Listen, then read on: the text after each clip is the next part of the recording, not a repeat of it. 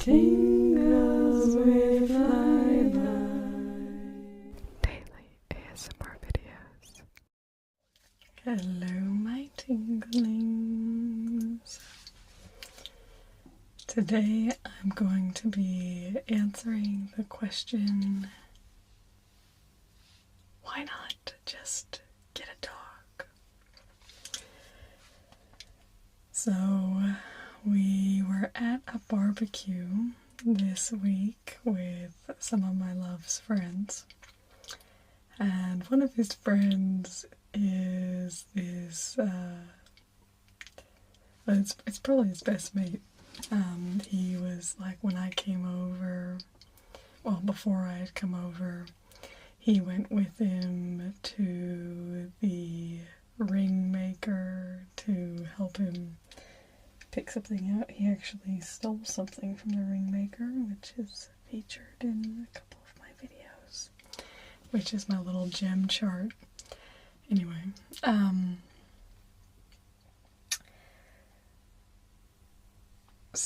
but he's they always whenever it comes to ideological discussions, they always end up on kind of different sides of the fence. But so my love and I we've talked a few months ago about getting a pet, and both of us are really against getting a cat, which is what we had before, mainly because they are super bad for the environment, particularly here. They hunt relentlessly native wildlife, and they're not the sole reason, but they have been a contributing factor to the extinction of many small mammals, particularly little cute marsupials here in South Australia, and around Australia.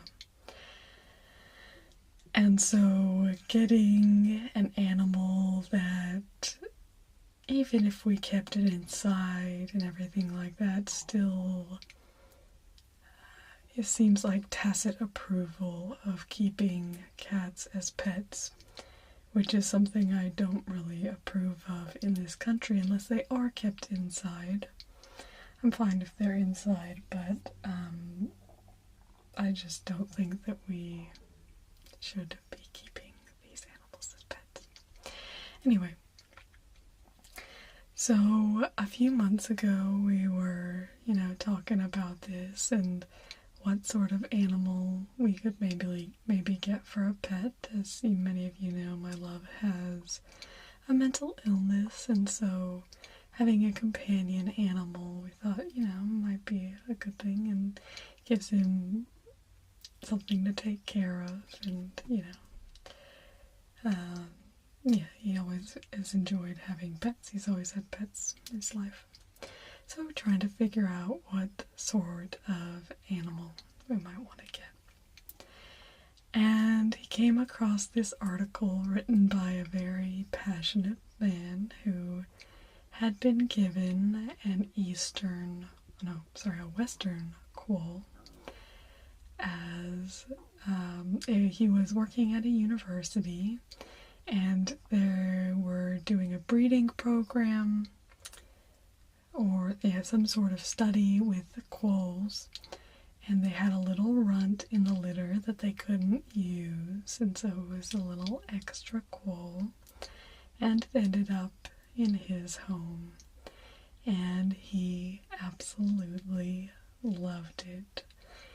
It captured his heart and his imagination. He said it was fastidiously clean, like a cat. It would use the litter tray really well, cleaned itself all the time, so not stinky or anything like that. But it's had kind of the curiosity and affection of a dog.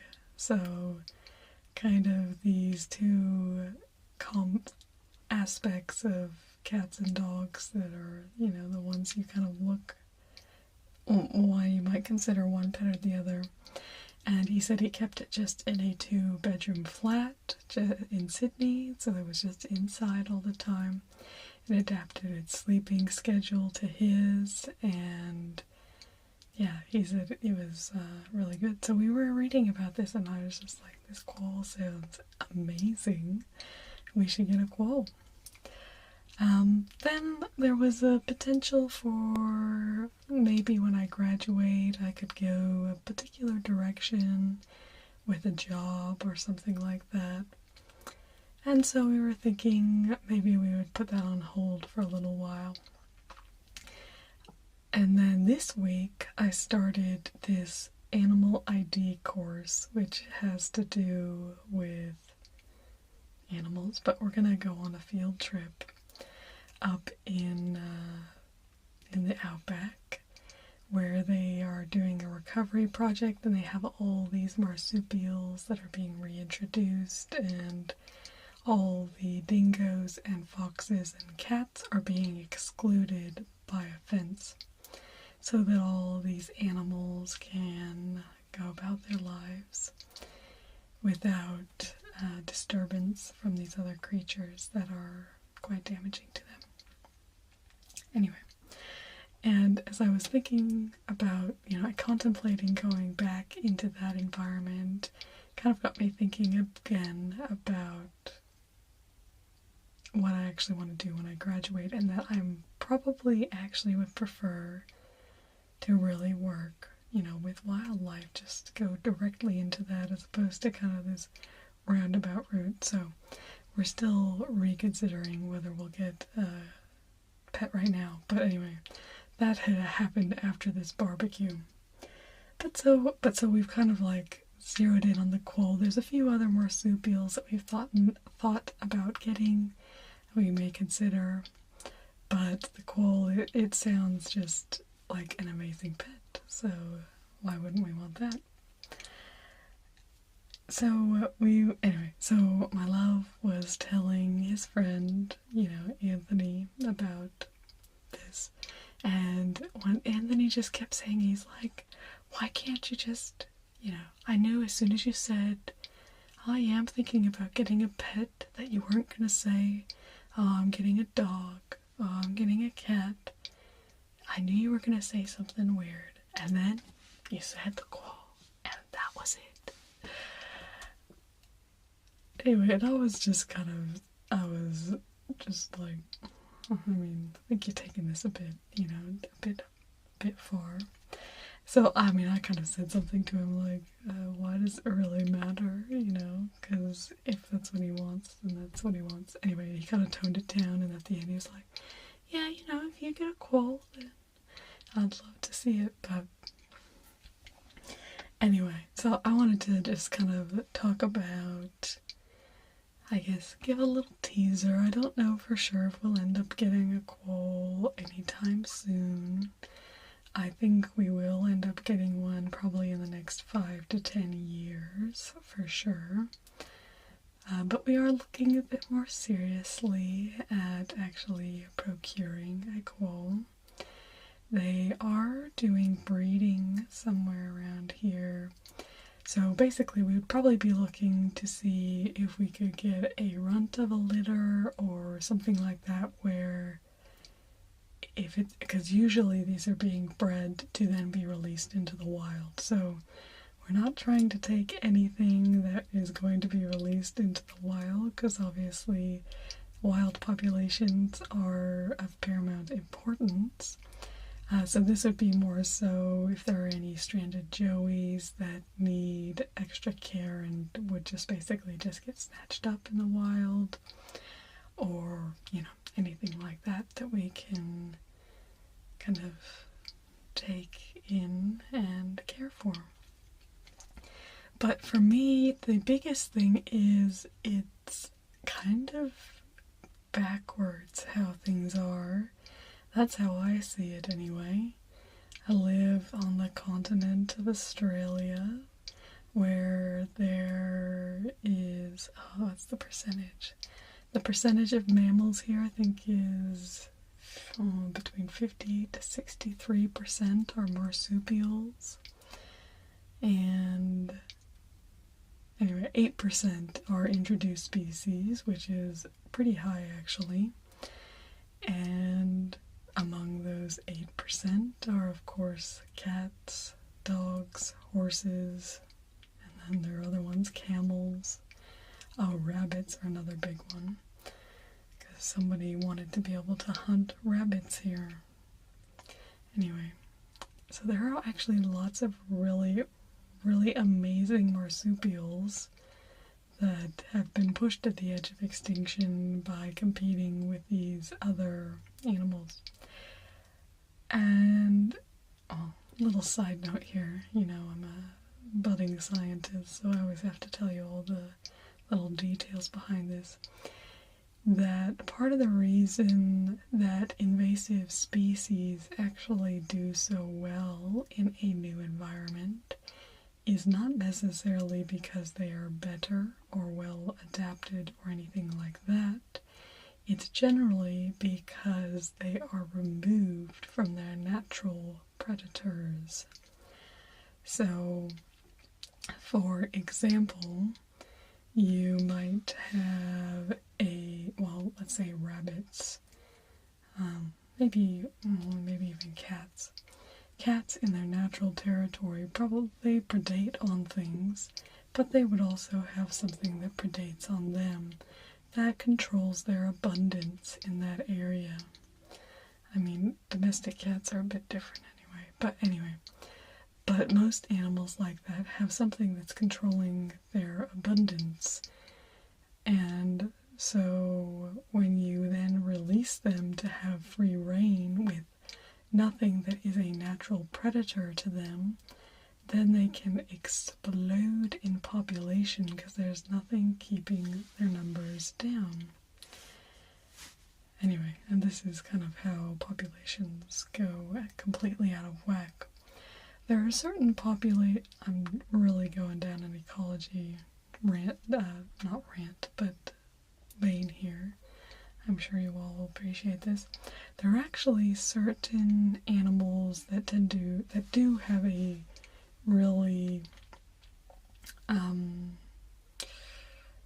where they do have really explosive population growth, and then they tend to bust right afterwards. They're kind of a boom and bust. You have that with plants, but you also have that with animals. So, lots of places in the desert do this, where whenever there's really good water and everything like that, they'll boom, boom, boom, and then once the conditions are bad, then most of them die, and it's just the few individuals that survive to then breed like crazy the next time conditions are favorable that pass it on. A lot of invertebrates are like that as well, actually. That's why you see a lot of activity in the summer, because it's really warm. I won't go into the biology of that. We can go into lots of biology here, but anyway. Basic idea, where am I going? Oh, is that, anyway, because it was one of the points that he made, was like, oh, well, it just means cats are better. But it doesn't actually mean anything like that. It just means that the system is favoring the cat, even if the cat isn't as favored in its natural environment, like the system that it's come from. Anyway, I don't need to think of an example. So the other thing, we're all pie in the sky at this point right now, just thinking like what the possibilities could be. Because for me, I think that not just should there be more, well, I don't want to, obviously we don't want to have a cat, but I also am like, well, I don't want it to end with us, like we get our hands on a quoll and then that's it. So we do have to get a permit and everything like that to have a quoll, which is interesting. Anyway, every state kind of varies. We're actually lucky to live in a state where you actually can get a quoll, but we do have to kind of prove that we know what we're doing. I'm hoping that the course I'm taking right now will maybe help us out with that, but anyway, if not, we'll do whatever we need to do to tick the boxes so that people are happy for us to have this beautiful animal. Not that we haven't sourced where we can get one yet, but we've got it in our sights and it will happen. But I mean, so what I would like to see is two things. Eventually I'd like to see lobbying basically to see the regulations for quolls, basically have quolls included in the low bracket. Just from what I understand, I think they are quite easy, but I think if we could actually document that and how they work in a domestic situation, then I think we could put a lot of evidence forward to help with that. And then secondly, I would like to see more people be able to have quolls as pets. They are severely endangered. They are completely extinct within South Australia. They used to have a big range. Always looking for my atlas. There.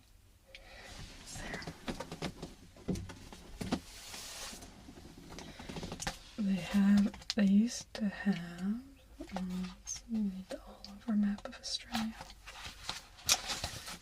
So they used to have a range kind of like that, and now they're only around here with where they're wild populations, except that they have reintroduced some back into South Australia in the Flinders Ranges National Park, which is actually where I did a video, Outback Show and Tell, I think something like that, if you look that up, where I took video of yellow-footed rock wallabies, which have a cool striped tail. They're so cool. Anyway, but apparently they have quolls up there, but we didn't see any quolls where they're there. I don't think they have high numbers. But those were reintroduced, and they're actually going quite well. The cat management is going pretty well within that park, so that's pretty good. But anyway, I don't know what. But when we were telling my love's mates all about this, none of them had even heard of a quoll before, and these creatures are just not present. They're not in people's psyches. So that's something else that these are kind of the three things that I would want to do, with an animal like that. Obviously lobby for more people to have it as pets. Oh, my second thing was I'd like to breed them. So if we go really well, basically with the first one, this would kind of be, 5 or 10 years down the road, or I don't know, whenever. I don't know what the time frame is for us to feel comfortable. But then at that point, if we feel comfortable, then I would like to get a breeding pair and then breed animals for pets. So basically just have pets that we could do. If we got a male the first time, I would probably get it desexed so that it could not mate, because I think they do spray. I think they're like cats in that way, that they may spray at sexual maturity for males. But if we could, anyway, so we'd worry about that when we get a breeding pair. Otherwise, we'd probably get a little snip. But number 3, the thing I was thinking about today, I was like, well, it would be great to just go around to local primary schools, even secondary schools, and maybe just do, a little 20-minute talk and show people our quoll, like let them actually see our quoll. And, teach them about the quoll and everything that's going on with that, because this is an animal that people around here would have used to see, probably going out around at night. They are nocturnal in the wild, but that's something, people would have seen back in the, way back in the day. And now they're gone, and people don't even know that they were here. That's the saddest part. And they're amazing creatures. They're beautiful.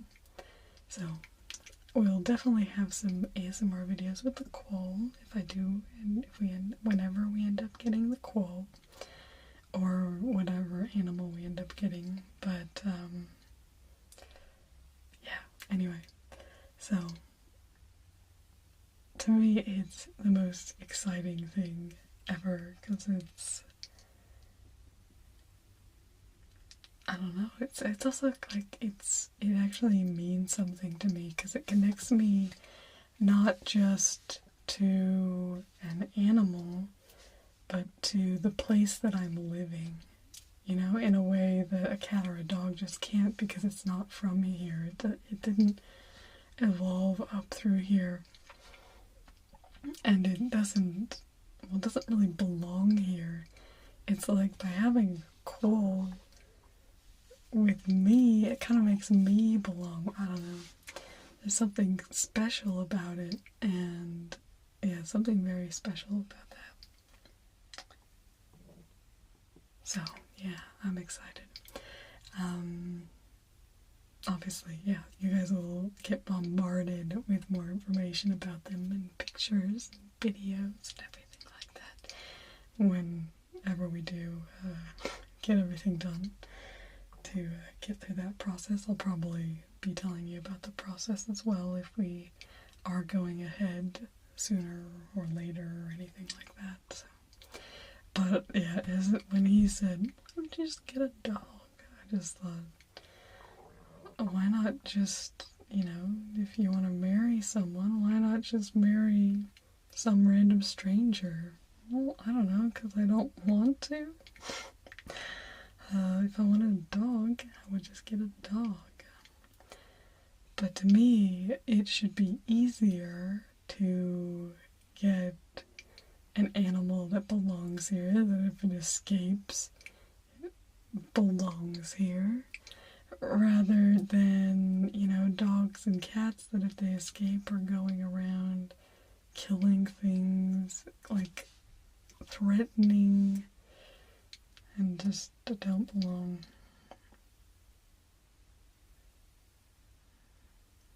But it's kind of like us, we don't really belong here either. Invasion. I do have kind of mixed feelings about that, but I don't know what that was. But there was a Ghana elder who did a talk. He didn't actually do a welcome to country, but he did a talk at my citizenship ceremony, so if Uncle Lewis is okay with me being here, then I am happy with that. But I still would like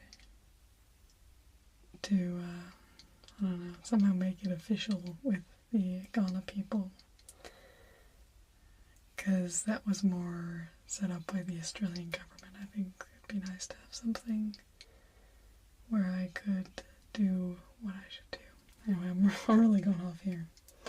But one day, I think I will try and chase that up too. And if you have a quoll, opens all the doors, doesn't it? Anyway, so, quolls are cute. Hopefully you'll be seeing one within a year. That'd be so good. But we'll see. We'll see what happens. But I'm excited. It'll be a journey, but it'll be good. So, that's all I have for you. If you own a quoll and it has babies, let me know. I want your babies. Your quoll babies. You probably don't. I still care about you, even if you don't have quoll babies. But I am desperate for a quoll baby, so if you know anybody with a quoll baby, let me know. And, I also gotta get my permit together. So, we'll do that too.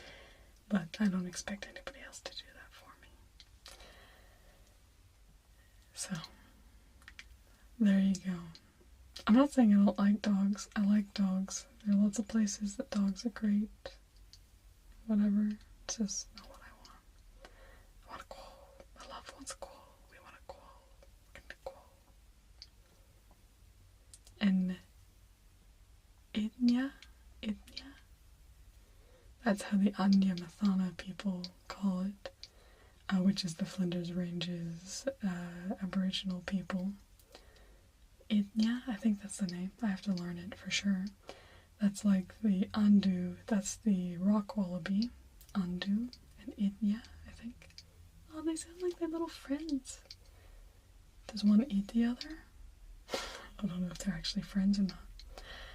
Now there's a dreaming story apparently though about, because quolls have little white spots on their back, and it was the wallaby and the quoll fighting over the affection of an emu, and so then the spots are like holes in the back. I don't know. It's a cool story. I'll have to learn more about. You'll be hearing all about quolls. We should have a video just all about quolls. But it'd be cute if we have a little quoll to show you while I do that video. So I might have to do it for a little while.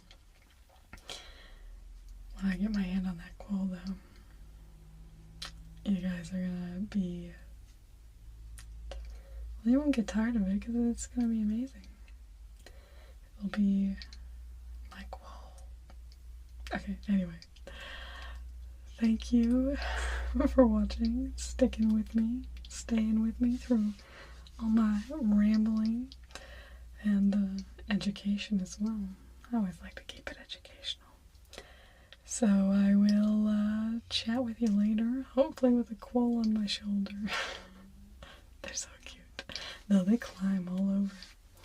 So who knows where they would be? Shoulder, chest, I don't know. But yeah, it'll be good. Okay. Goodbye, my tinglelings.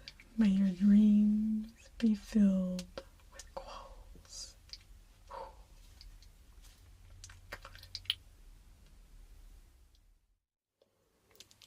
If you're still awake, thank you for watching this video.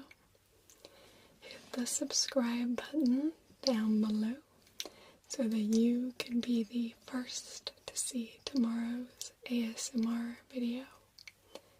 Yes, I do a daily ASMR video just for you.